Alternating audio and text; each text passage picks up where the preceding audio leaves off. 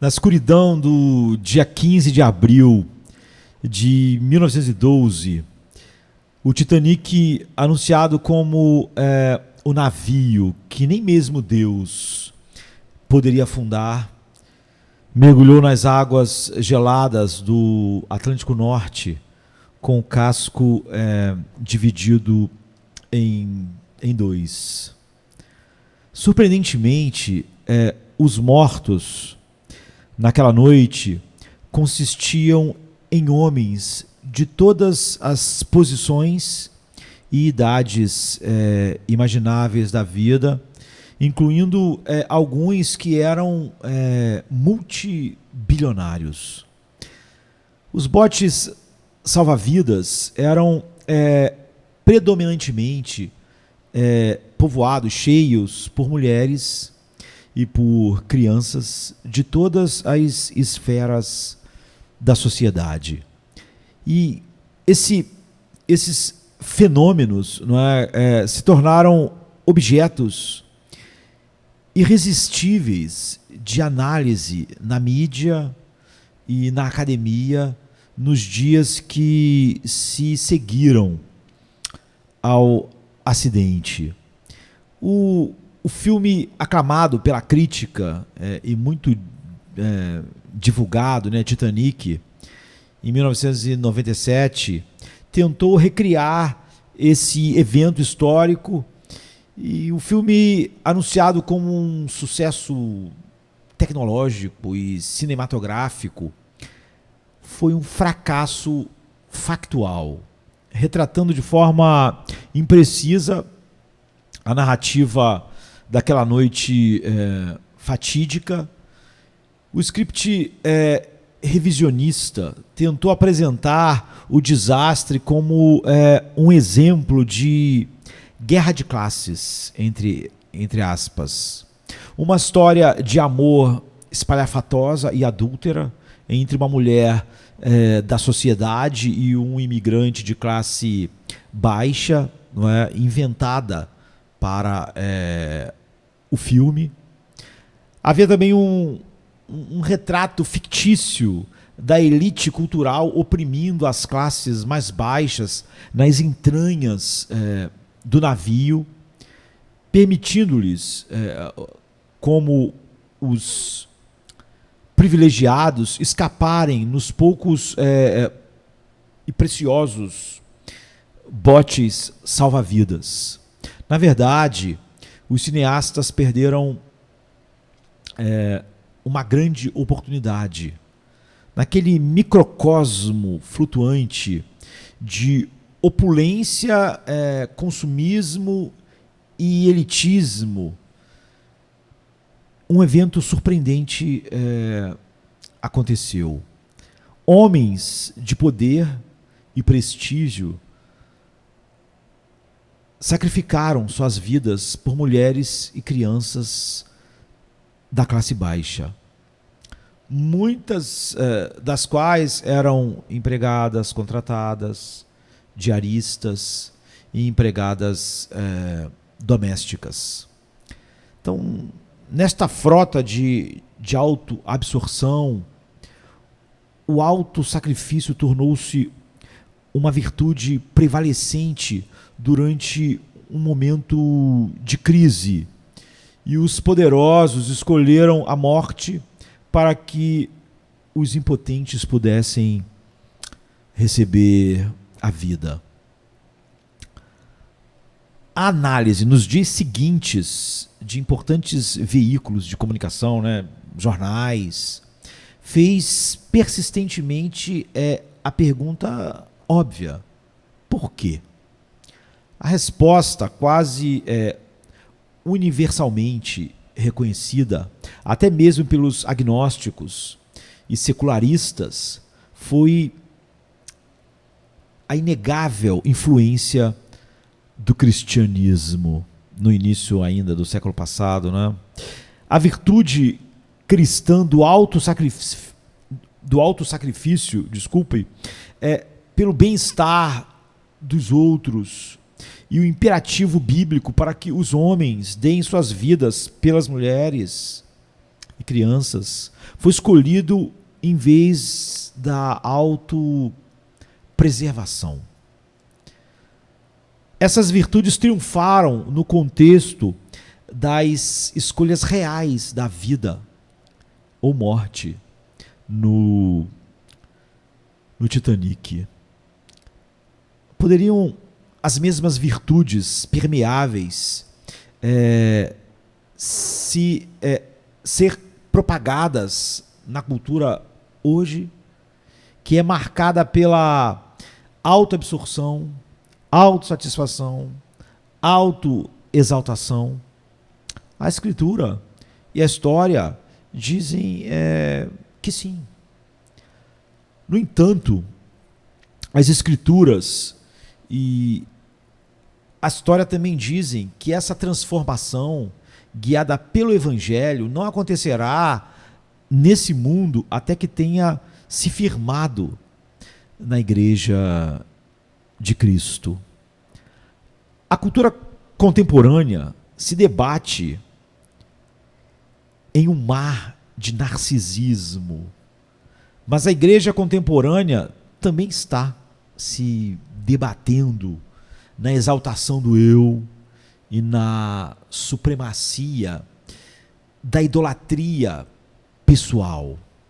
Muitas igrejas e, portanto, seus membros há muito abandonaram o chamado do Evangelho, não para serem conformados com este mundo, mas para serem transformados pela renovação da sua mente, como Paulo diz em Romanos 1 e 2.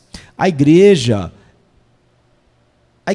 não molda mais o mundo, porque está sendo moldada pelo mundo. A igreja de hoje não pode suprimir, muito menos transformar os efeitos desastrosos do narcisismo na cultura, porque o narcisismo não é suprimido e floresce dentro das suas próprias fronteiras ministeriais. As evidências de autoabsorção dentro da igreja são inegáveis e estão prestes a se tornar virais, se já não se tornaram.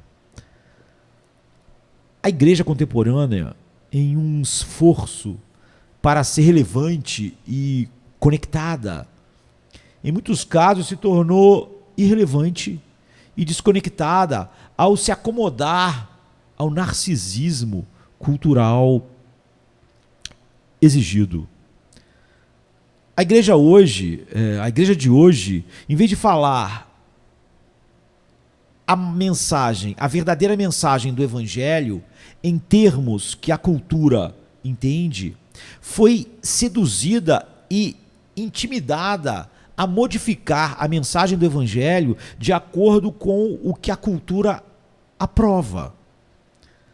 Assim, insistimos na supremacia das preferências pessoais. Nossos filhos existem para alcançar honras acadêmicas, atléticas, a fim de promover nosso orgulho paternal. Parceiros de casamento, em vez de serem objetos de nosso amor sacrificial, tornaram-se objetos para serem usados e depois descartados. Nossas carreiras são instrumentos para o consumismo ao máximo possível. Não conseguimos pensar em qualquer outra coisa quando pensamos em nossas carreiras e dinheiro. As igrejas locais são vistas como, entre aspas, lojas especializadas, espirituais, para os desafios da vida. Psicologizamos o Evangelho e ele se tornou um mero subproduto do humanismo secular. A pregação do Evangelho foi pervertida em terapia de autoestima ou conversas estimulantes, treinados para o sucesso mundano, não é?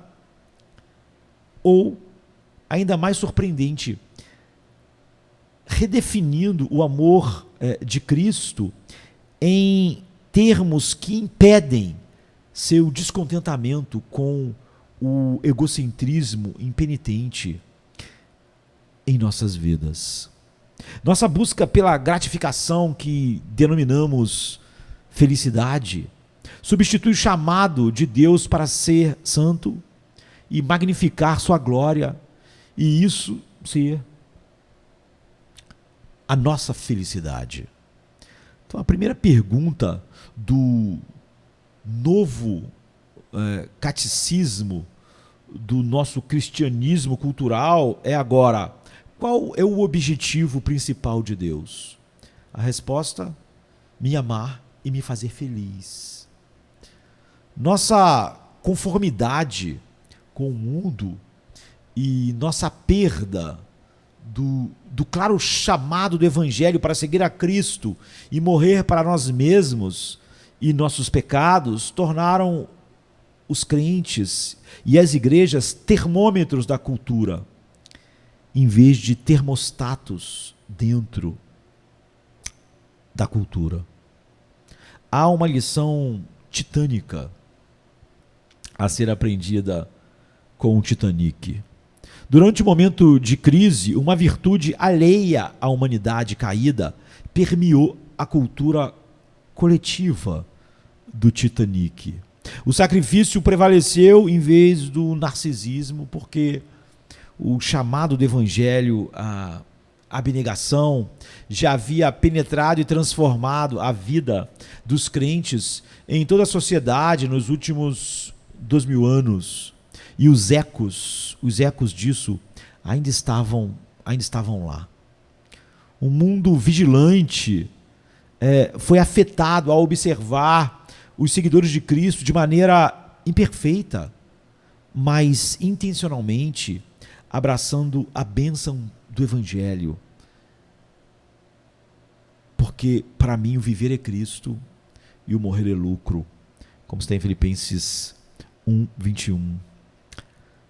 A igreja de Cristo proclama uma mensagem do Evangelho que é vibrantemente clara e inegociável.